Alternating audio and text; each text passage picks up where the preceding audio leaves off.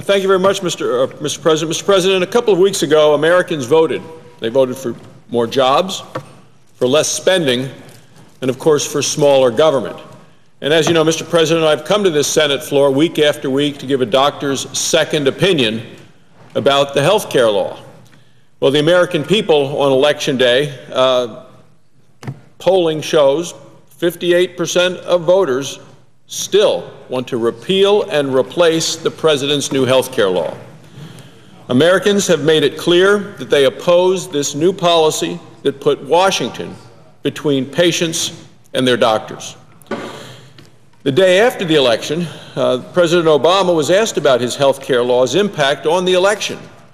He didn't seem to understand the message from the American people. It appears to me, Mr. President, that the President continues to believe that the American people liked his policy, but just didn't like his sales pitch. Well, in the President's first year alone, he participated in 42 press conferences, gave 158 interviews, including 5 Sunday shows all in one day. He held 23 town hall meetings and had 7 campaign rallies. In fact, there were only 21 days in that entire first year when the President had no public or press events. Well, clearly, Mr. President, the American people heard the President's sales pitch. They just didn't want to buy his product. Mr. President, nevertheless, the President and this Congress proceeded to force this new law, this new health care law, upon the American people. And then they paid a heavy price in the 2010 elections when Americans voted for candidates who vowed to overturn the President's new law.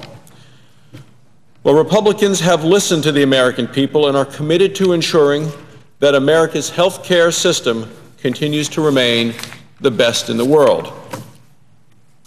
Now, Mr. President, as a physician as well as a member of the Senate, I listened carefully to the discussions and the debates during the entire campaign season, listened to what candidates had to say on both sides of the aisle, and listened to what Americans had to say all over the country. And what I put together, Mr. President, is something called United Against Obamacare. It is a compendium of comments and statements made by the 13 newly elected Republican senators to this body who will take office within the next 2 months. And it is their statement, by taking sentences from each of their statements about health care. And I'll start. I view the health care bill as the single greatest assault to our freedom in my lifetime. The thing that worries me the most about this bill, 2,000 pages of all kinds of mandates, huge new government control of health care, is that in time, and it won't be much time, the government is going to intervene between patients and their doctors. The first sentence spoken by Senator-elect Johnson, the next by Senator-elect Toomey. And then, I don't want the government to tell me what is acceptable and unacceptable about my health care options. I want my doctor to tell me what's best for my care. That by Senator-elect Bozeman. And it's not supported by the American people. They do not want one-size-fits-all health care by Senator-elect Coates. And then, government control of health care will reduce competition, limit personal choices, and increase overall costs by Senator-elect Hoeven. And then I think premiums will rise, and as people begin to deal with the penalties of Obamacare, we will have more loss of jobs. Senator-elect Rand Paul. Next, we're becoming less competitive every time government increases the cost of being in business. And if it's a problem for a large business, my small businessmen and women will have even greater struggles to overcome. Senator-elect Moran. Next, I do not think that 12 new taxes and cuts to Medicare are in the interest of the people. Senator-elect Kirk. It's going to bankrupt America. It adds $2.5 trillion to our debt in the long term. Senator-elect Rubio. That's why it's important to keep the repeal effort alive. What we owe is not a Republican issue or a Democrat issue. It's an American issue. Senator-elect Ayotte. Every possible means must be applied within Congress, as well as through the application of the Constitution and the law, to stop full implementation of this legislation. Senator-elect Lee. I have proposed over a dozen health care solutions to help reduce the cost of health care, Senator-elect Blunt, and in conclusion, I can tell you at least one thing coming.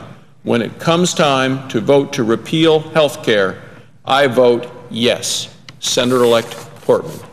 And that is united against Obamacare by the men and women recently elected to the United States Senate on the Republican side of the aisle.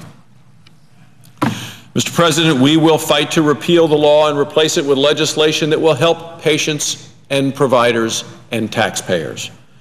During his recent press conference, President Obama also said that if Republicans have ideas for how to improve our health care system, he would now be happy to consider them. Well, it would have been nice if he had considered our ideas during the last 2 years, but better late than never. Since the President was sworn in, Republicans have proposed a host of proposals that will improve health care in America. So today, Mr. President, I'd like to just walk through some of the Republican ideas that are strongly supported by a majority of the American people. First, if Congress wanted to truly demonstrate that it got the message, the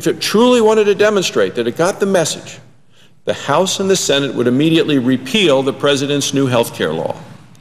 Senator DeMint currently has a bill that would repeal the health care law in its entirety. By passing this law, we could ensure that the American people will then get the right reform that they want. Now, it's unlikely that Democrats will vote for a straight up and down repeal bill, and even less likely that the President would sign it into law. And so I'd like to talk to you about other Republican proposals that would eliminate some of the most egregious portions of the President's new health care law. Senator Hatch of Utah proposed the American Job Protection Act. It repeals the health care law's job-killing employer mandate.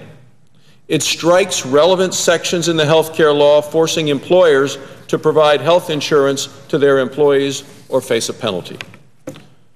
Senator Hatch has also introduced the American Liberty Restoration Act. It repeals the health care law's individual mandate, the mandate requiring all Americans to buy health insurance. The federal government has never before forced the American people to purchase a product, a good, or a service that they may not want. We should overturn this unconstitutional mandate. Now, Senator Johanns introduced the Small Business Paperwork Elimination Act. It repeals Section 9006 of the health care law. Well, Section 9006 requires business owners to submit separate 1099 reporting forms for each business-to-business transaction totaling more than $600 over the course of a year. Small business owners now, by this law, have to file 1099 forms for basic business expenses, such as phone service, internet service, shipping costs, office supplies. This only serves to increase the cost to own and to operate a business. Why? Well, because according to the law, they will then be able to provide $17 billion more taxes to pay for this unwanted health care law. Now, Senator Cornyn introduced the Health Care Bureaucrats Elimination Act. It repeals the health care law's Independent Payment Advisory Board. This bill would remove the unelected, unaccountable bureaucrats from their position of making Medicare payment and reimbursement decisions. Now, Senator Enzi, he offered the grandfather regulation resolution of disapproval. This resolution overturns a new Obama administration health care law regulation. President Obama repeatedly promised, if you like what you have, you can keep it. This so-called grandfather regulation breaks that promise. The new regulation was supposed to spare businesses already providing health insurance to their workers many of the higher costs of new mandates imposed by the health care law. Well, if businesses lose this so-called grandfathered status, then they'll be required to comply with all the new insurance mandates in the law. This includes requirements to offer a federal minimum benefit package and to waive co-payments for certain services. This will force our small businesses to change plans and increase costs. In fact, the regulation, and it's a regulation where they took 2 pages of the law and blew it into 121 pages of regulations, the regulation estimates that 80%, fully 80% of small businesses can expect to lose their grandfathered status based on the extensive regulations that the administration wrote. This is a job-killing, wage-cutting regulation. Certainly, this is not the reform that the American people were promised. Also, Mr. President, just this week, Leader McConnell is filing an amicus brief regarding the health care litigation that is currently pending in Florida's federal court. His brief argues that the individual mandate is not authorized by Congress and that the government cannot use the Commerce Clause to force citizens to buy a product. This list of ideas represents only a fraction of the Republican ideas currently on the table. If the President is serious about working with us, he will consider our constructive proposals. If not, he will continue to see the American people strongly speak out against his expensive, overreaching, and ideological agenda. Thank you, Mr. President. I yield the floor.